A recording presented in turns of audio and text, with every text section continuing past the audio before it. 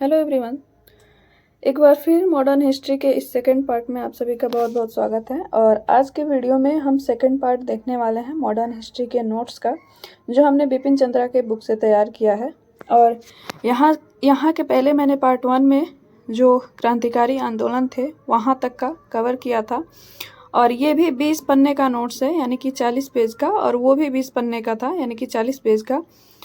इसको हमने इसलिए इतना डिटेल में बनाया है क्योंकि 100 प्लस नंबर यहाँ से आते हैं मेंस में, आंसर मेंस में लिखने के लिए आपको, जो मेंस का जीएस पेपर 1 है उसमें, और प्रीलिम्स में भी यहाँ से 8-10 क्वेश्चन पूछ लिए जाते हैं। सबसे ज़्यादा जो क्वेश्चन होते हैं वो आंदोलनों से ही होते हैं, जैसे कुछ जनजातीय विद्रोह हुए थे और कुछ उग्रवादी चरण थे, कुछ उदारवादी चरण थे। यहाँ से काफ़ी सारे क्वेश्चन पूछे जाते हैं क्योंकि बहुत सारे जो आगे उग्रवादी चरण हुए उनमें से काफ़ी लोग पहले उदारवादी चरण में ही शामिल थे।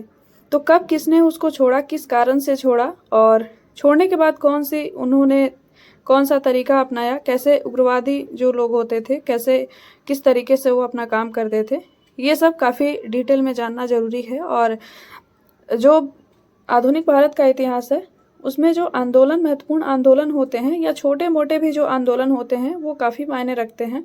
एक तरह से देखा जाए, जो औरतों का था या फिर धर्म के लिए हुआ या जनजातियों ने जो किया, सब कुछ अपने अपने हित के लिए लोगों ने किया, लेकिन वो चल के एक व्यापक रूप से सिद्ध हुआ कि अंग्रेजों को ये समझ में आने लगा कि ये लोग किसी भी मामले में हस्तक्षेप बर्दाश्त नहीं कर सकते।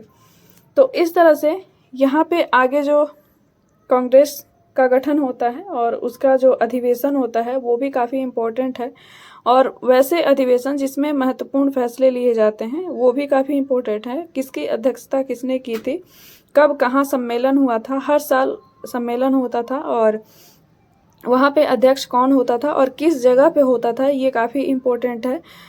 तो दो चीज़ें काफ़ी इम्पोर्टेंट होती है, सबसे पहले कि कहाँ हुआ, किस वर्ष हुआ, और किसने अध्यक्षता की, तीसरा, और चौथा उसमें कौन सी ऐसी इम्पोर्टेंट बात निकल के आती है उस अध्यक्षता में, तो ये काफ़ी इम्पोर्टेंट हो जाता है।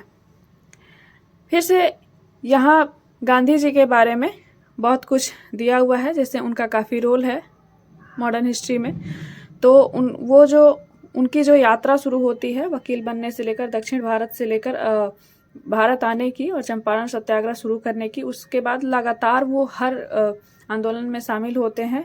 सत्याग्रह आंदोलन, असहयोग आंदोलन, कई आंदोलन उनके द्वारा शुरू किए जाते हैं। 1942 का तो पूरे देश की आज़ादी तक वो बिल्कुल सक्रिय रूप से भाग लेते हैं पूरी लड़ाई में। तो उनका ये काफ़ी महत्वपूर्ण हो जाता है उनके बारे में पढ़ना। उसके बाद यहाँ पे खिलाफत आंदोलन है, असहयोग आंदोलन है, इनके बारे में हमें डिटेल में जानना है क्योंकि यहाँ से सीधे मेंस में भी क्वेश्चन आते हैं। और इनमें नोट्स बनाने में सबसे ज़्यादा आपको ये ध्यान रखना है कि आपको इसको पैराग्राफ में ज़्यादा नहीं लिखना है, इसमें आप डायग्राम बना के लिख सकते हैं। छोटे छोटे पॉइंट में आप इन कारणों को, जैसे कुछ कारण हैं उनको हम लोग पैराग्राफ में बुक्स में पढ़ते हैं, लेकिन उनको लिखने के लिए हम छोटे छोटे पॉइंट का यूज करेंगे। और कुछ डेट है, जैसे कुछ सन है, तो उनको हम ऐसे ही सन वाइज ही, ये जो है आंदोलन का नोट्स ऐसा ही होना चाहिए क्योंकि किसके बाद कौन सा आंदोलन हुआ ये बिल्कुल सीक्वेंस में होना चाहिए, तभी हम कनेक्ट कर पाते हैं चीज़ों को। तो यहाँ महाराष्ट्र में भी काफ़ी सक्रिय था आंदोलन, तो यहाँ भी कुछ समितियाँ बनी हुई थी, ज़्यादा करके महाराष्ट्र, बंगाल, और यहाँ पे जो पहले वहाँ अंग्रेज कदम जमाए हुए थे वहाँ भी लोग काफ़ी सक्रिय थे, वहाँ भी कई प्रकार की समितियाँ बनी हुई थी। उसके बाद द्वितीय चरण 1924 से 1946 तक का जो चरण है, वहाँ से ये जो नोट्स है यहाँ से शुरू होता है। और इसमें भी काफ़ी सारे जो हैं अधिवेशन हैं।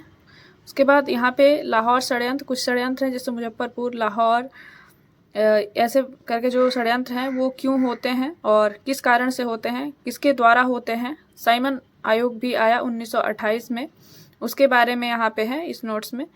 और एक चीज़ आपको और ध्यान रखना है, जैसे मैंने पहले भी कहा है कि आपको ये देखना है कि इस नोट्स में कौन सा टॉपिक छूटा हुआ है। वैसे तो हमने सब कुछ कवर किया है क्योंकि इसको हमने बुक से ही बनाया है, तो बुक से पढ़ने के बाद, उसको बनाने के बाद इसमें कुछ भी छूटता नहीं है। तो यहाँ पे ये भी आपको ध्यान रखना है, अगर कोई टॉपिक छूट गया हो तो हमें कमेंट में बताइएगा। गोलमेज सम्मेलन के बारे में भी आप लोगों ने सुना होगा या पढ़ा भी होगा। तो 3 गोलमेज सम्मेलन होते हैं जिनका डिटेल यहाँ पे हमने यहाँ पे मेंशन किया है। तो इसी तरह से, बिल्कुल इसी तरह से आपको भी नोट्स बनाना है। और हमने बहुत ही छोटा छोटा यहाँ पे लिखा हुआ है क्योंकि अपना नोट्स है और खुद पढ़ना है। मैं सिर्फ आपको दिखा रही हूँ इसलिए कि आप भी इससे इंस्पायर होकर आप अपना नोट्स तैयार करें, क्योंकि बुक से पढ़ना और रिवीजन करना संभव नहीं है। खासकर जब आप प्रीलिम्स के लिए अपना रिवीजन स्टार्ट करते हैं तो बुक तो हम 2 बार 3 बार पढ़ चुके होते हैं, लेकिन हमें कुछ याद नहीं रहता, बहुत कुछ उसमें याद नहीं रहता। बहुत कुछ याद करने लायक चीज़ें होती हैं जो हम प्रीलिम्स में, वहाँ आता है क्वेश्चन और हम उसमें ढूंढते हैं, लेकिन बुक से हमें याद नहीं होता। तो इसलिए प्रीलिम्स के समय अगर 7-8 सब्जेक्ट से वहाँ क्वेश्चन आते हैं तो सबका बुक उठा के और उसको रिवीजन करना इतना आसान नहीं है।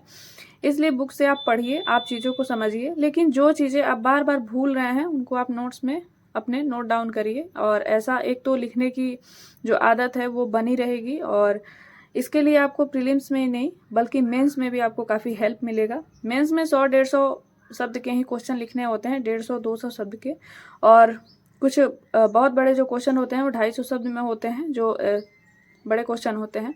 तो उनको भी कंसाइज करना, अगर आप नोट्स बनाएंगे ऐसे ऐसे छोटे छोटे पॉइंट में, तो इस तरह से वहाँ भी मेंस में आपको काफ़ी हेल्प मिलेगा आंसर राइटिंग करते समय।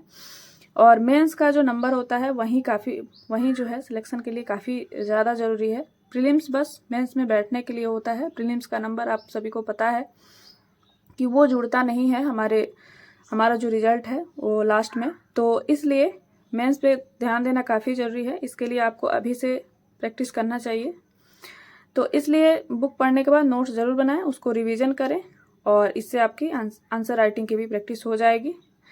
तो मिलते हैं अगले वीडियो में किसी और नोट्स के साथ। धन्यवाद।